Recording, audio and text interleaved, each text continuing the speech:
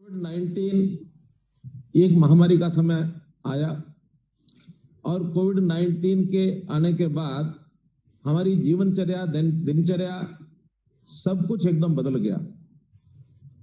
Social distancing, lockdown, घर से आना जाना बंद, स्टे एट होम, ये सब बातें समाज के हर वर्ग को उसको एक प्रकार से उसका पालन करना पड़ा। उसमें विद्यार्थी भी, शिक्षकगण भी उसी का पालन करते हुए अपनी जीवनचर्या को आगे बढ़ा रहे हैं। हमारे यहाँ सभी विश्वविद्यालयों ने, सभी महाविद्यालयों ने अपनी पढ़ाई, अपनी परीक्षा, ये सब ऑनलाइन करके अपने सिस्टम को शुरू किया।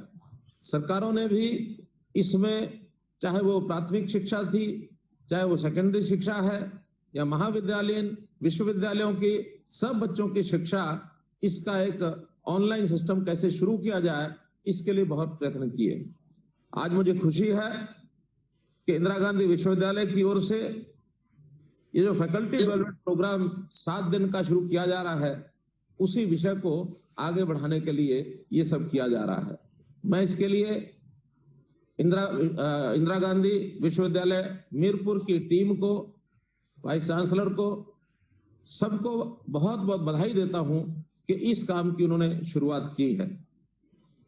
कोविड-19 महामारी के कारण सभी शिक्षण संस्थानों को ऑनलाइन शिक्षण देने का ये जो कार्यक्रम बहुत पहले से शुरू हुआ, यह और इस वेबिनार के बाद अच्छे प्रकार से शुरू होगा।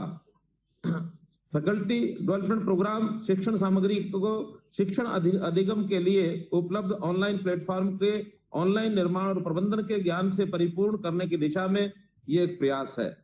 7 दिन तक निर्धारित मूक्स और मूडल आधारित लर्निंग मैनेजमेंट सिस्टम, इसका फैकल्टी विकास ये कार्यक्रम है।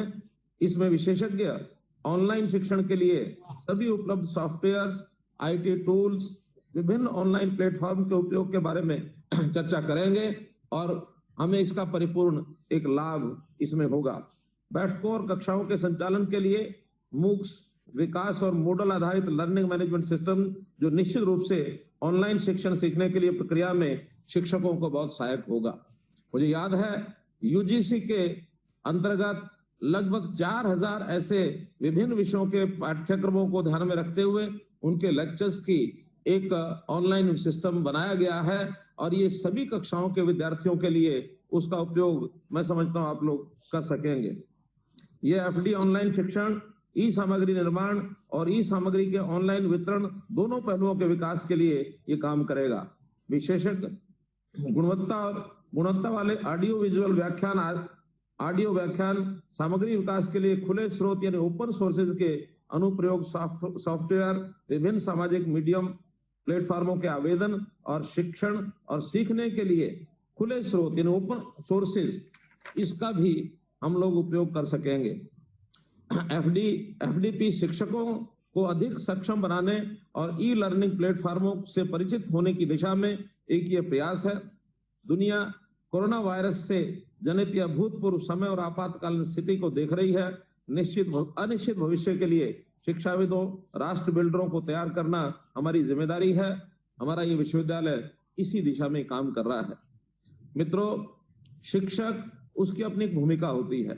शिक्षक की भूमिका के नाते से अभी तक हम एक शिक्षण का प्रकार जो कर रहे थे उसमें ये बदल, अब इसमें हमको भी एक अनिश्चितता के माहौल को एक निश्चित कार्यक्रम के माध्यम से अपना लक्ष्य कैसे प्राप्त करें, इसकी हमको तैयारी करनी होगी। शिक्षक पढ़ाई कराता है, एजुकेशन कराता है।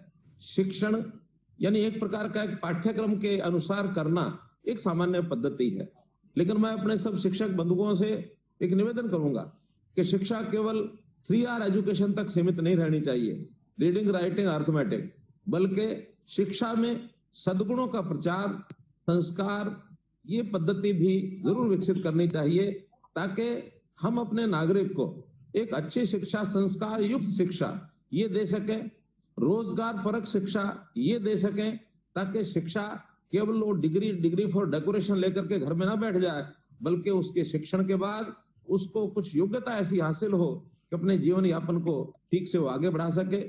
प्रदेश और देश के निर्माण में वो सहयोगी बन सके।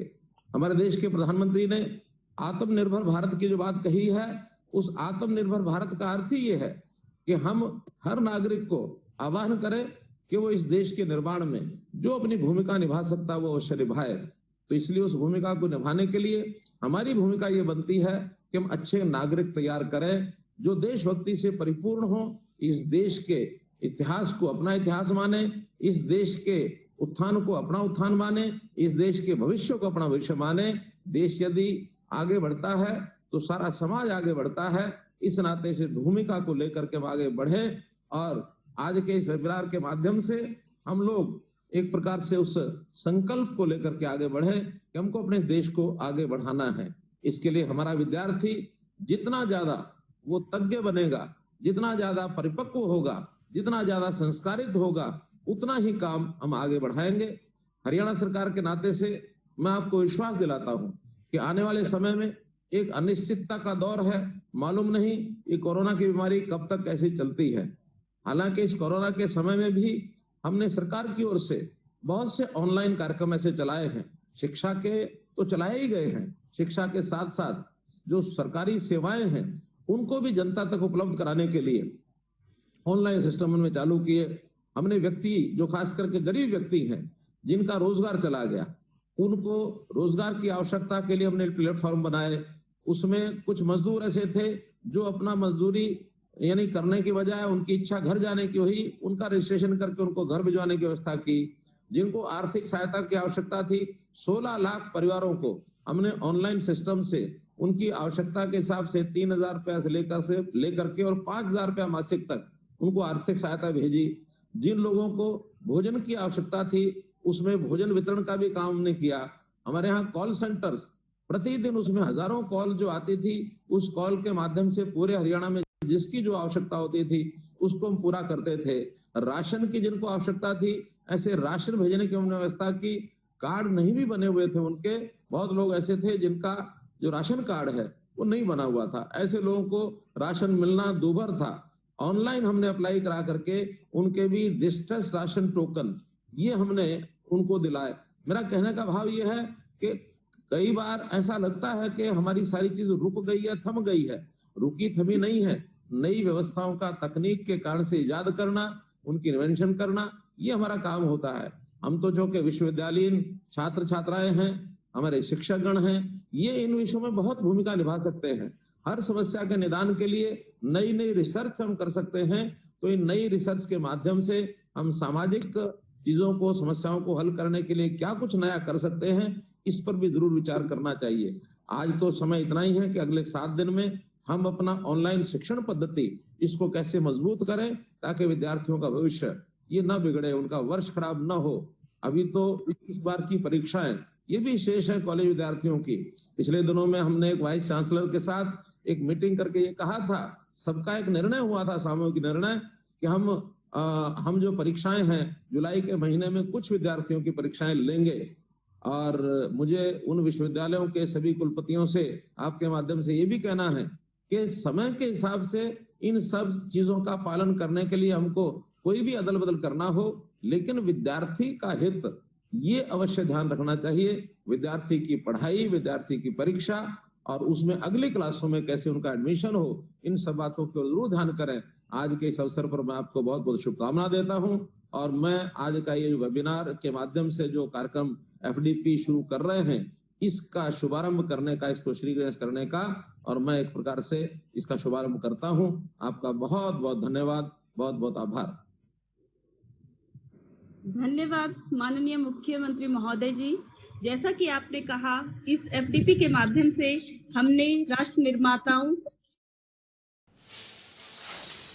एक बड़ी खबर, शिक्षा में सुधार के कई कार्यक्रम किए गए हैं। हरियाणा के मुख्यमंत्री मनोहर लाल ने इस बात की जानकारी दी। इग्नू दे रहा है ऑनलाइन शिक्षा। प्रदेश में लॉकडाउन के इस दौर में किस तरीके से जो शिक्षा है उसको बढ़ावा दिया जा रहा है और किसी भी तरह की मुश्किलें इसको लेकर नहीं आने दी जा रही। ऑनलाइन सिस्टम की शुरुआत हो रही है, ये बात कही सीएम मनोहर लाल ने।